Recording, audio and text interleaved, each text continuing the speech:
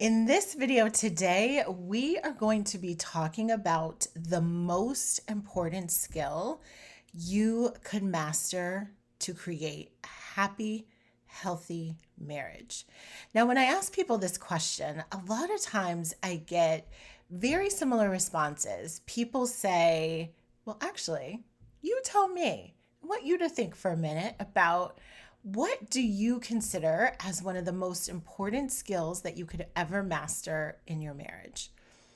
All right, put your ideas in the comment. So what I typically hear is things like listening, being able to compromise. I hear being able to communicate effectively. I hear being able to resolve conflict. And those things are important. I don't want to take anything away from them. They are absolutely essential ingredients to creating a healthy marriage. But in order to communicate effectively, in order to be able to listen to your partner when you don't agree, in order to be able to resolve conflict productively and to be able to compromise, there's something else even more important that comes first. And that skill is the skill of self-leadership. Now, this may be something when we think of the word leadership, we've heard it in a variety of other contexts, probably professional ones. But when I'm talking about self-leadership, it's really your ability to lead yourself to do what is right, what is kind, what is loving, and what moves you closer toward the thing that you want to be creating inside your marriage. Now, there are times when I share this concept with clients and it feels imposing. It feels like, well, why does everything fall on me? Why do I have to always be the one to do X, Y, and Z and fill in the blank? And so it's important for me that I distinguish between what self-leadership is and what it is not. So let's start first with what it is not to address some of those concerns.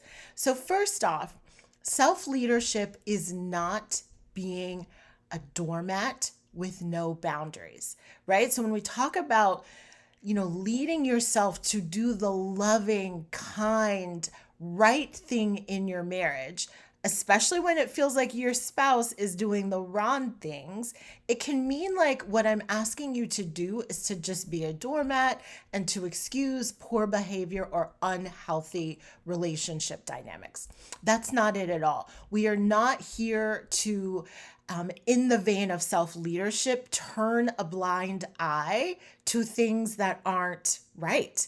That's actually counter to effective leadership in any place, right? You wouldn't expect the CEO of a very reputable, healthy, thriving business to turn a blind eye to inappropriate behavior of their employees, right? That violate laws and regulations and policies.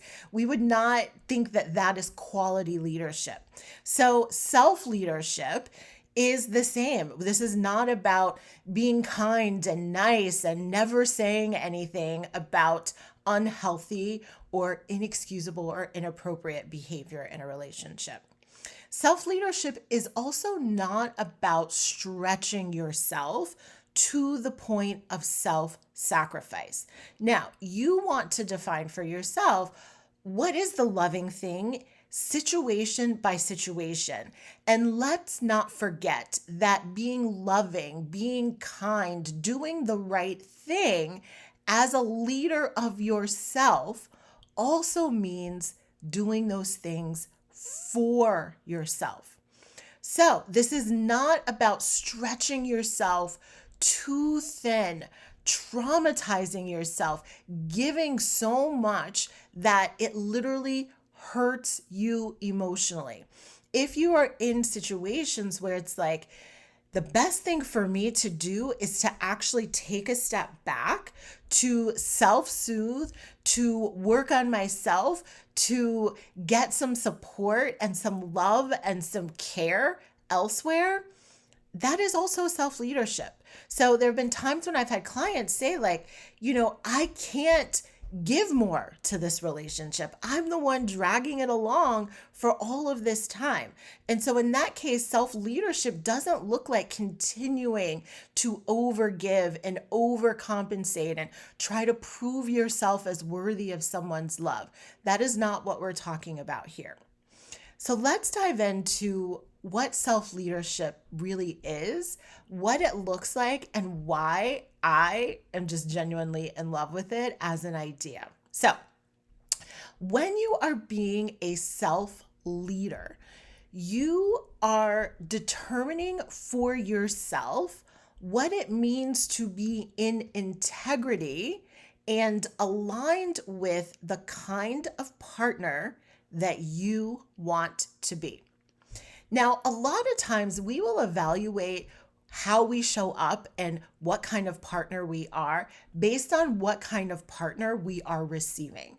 So we will look at our spouse and evaluate, they don't deserve the best of me. They're not giving me their best, so they don't deserve the best of me. And that can be a slippery slope. So when you are self-led, when you are honoring yourself by doing what is right, what is kind, what is loving, you show up as your best no matter what. And you get to determine what that is for you. What is your personal best in any given situation? And there will be days, there will be moments, there will be interactions where your personal best looks different. On one day, your personal best might be expressing appreciation to your spouse. On another day, your personal best might be refraining from criticizing. Two very separate and different behaviors, but it is you are looking at what's the best that I can give, what's the best that I can offer when I am leading myself in this relationship. Self-leadership also means that you focus on internal motivation, meaning that you are not deciding what you're going to do and not do based on how you think your partner will respond. One of the biggest objections I get from my clients when we're talking about actions they're going to be taking is, well, if I do that, my spouse isn't going to notice, or they're not going to appreciate it, or they're then going to respond this way. And it is always a limiting belief, always a limiting thought that doesn't move them closer to what they want. So when you are practicing self-leadership in your marriage, you are looking at your internal motivation. You're asking yourself the question, how can I make myself proud here? How can I look at what I'm doing and know that this is just who I am? I am just a kind person. I am just a respectful person. I am just a loving person. And to embody that, no matter circumstantially what might be going on. Okay, so you're not looking for, I'm going to do this only if I can guarantee my partner is going to respond well, they're going to reciprocate, and they're going to show up the best for me as well. Being self-led also means that you are paying attention to your specific choices and reactions. Now, let's be honest, our partners can provide a lot of triggering situations for us. And in those moments, it's so easy to look at what they're doing wrong, how they're not showing up, how they're, doing the wrong thing. But when you are self-led, you are accepting and seeing what's happening. You're observing what's happening. You may not accept it, but you are observing what's happening, and you create some distance and you keep your bar high and you are evaluating, yes, my partner may have done X, Y, and Z or said X, Y, and Z, but I have choice here. I have agency here. I get to decide and determine how I react, how I move, how I respond in this situation, regardless of what they are doing. Being self-led also means you stand solidly for what is healthy and what you desire in a relationship. So even if your partner isn't there with you yet, even if your partner doesn't understand or see the value in some of the things that you would like to see in your relationship, you stand for it. You stand for what's right no matter what. That is the essence of a leader. And you can also be doing that inside your relationship, inside your marriage. Now, In order to lead yourself, you have to have a destination that you're leading yourself to. So it is so vital, so essential, so important that you are looking at, what do I want here? And why do I want it? Now, no one would say, I don't want a happy marriage, right? We would all say, what I want here is I want a happy marriage. I want a healthy marriage where we have good communication, where we're connected, where we are working as a team, where we have an intimate, romantic relationship. But you also want to ask yourself, why? Why do those things matter to me? Why do I want good communication? Why do I want an intimate connection? Who will I be when I have that? What are the ripple effects of that? Because you always want to be pointing yourself to, what is in this for me? A little bit, right? So yes, marriage is about the mutual benefit, but in order to lead yourself effectively, and especially in those moments where it's very, very hard, you have to have some GPS. And so maybe for you, it is the marriage. Maybe there will be also times where the reason you're going to lead yourself is because you want peace. You want to be able to go to bed at night and know, no matter what, I did the right thing here. Maybe you also want to be a good role model to your children, right? They are watching, they are sensing, they are intuiting what is happening in the home, in the relationship. And so you want to know that I've deposited good seed here. I've created the best that I could do in this environment for my children to see what a healthy adult intimate relationship and marriage should look like. Okay? So, listen, I personally love this concept. And part of the reason I love it so much is that it is growth focused.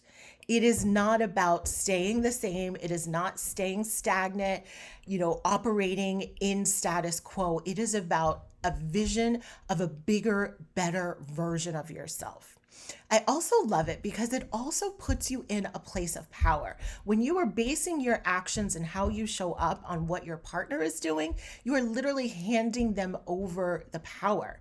But when you decide, I am going to lead myself and lead myself well, you are in the driver's seat. You are that CEO of the relationship. And then the other thing that I love about it is leading yourself is available to you no matter what.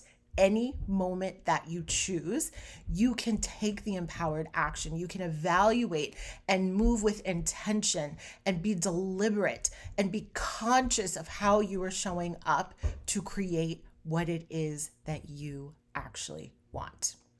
So, I would love to know what you are taking away from this. What does it look like for you to lead yourself in your relationship? Let me know in the comments. And if you loved this topic, if you loved this conversation, I want to invite you to tune into my podcast, Love Marriage Again with Dr. Chavonne. There are so many amazing, incredible, value-packed episodes there that will support you in leading yourself well so that you ultimately build and rebuild that happy, thriving, wonderful, fulfilling marriage. Thanks so much for tuning into this video, and I would love to know what you're taking away in the comments, and I'll be back with you sometime real soon.